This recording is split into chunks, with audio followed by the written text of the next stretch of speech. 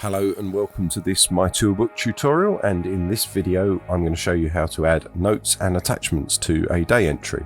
So we set up this tour in the last few videos and I'm just going to start by adding some notes to this day. So if you remember, we put in on the first show day an interview at 6 o'clock. I'm going to add in here some notes that say interview with Guitar Magazine at 6 PM, Dave and Steve required.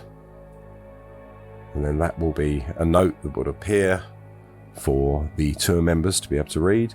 And I'm also going to add an attachment. Now, an attachment can be a picture, a PDF, something like that. In this example, I'm just going to upload a picture of the venue I've got here.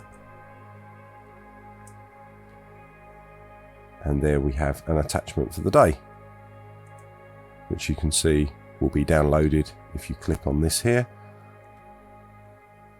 So that's a very quick video showing you how to add notes and attachments to each day.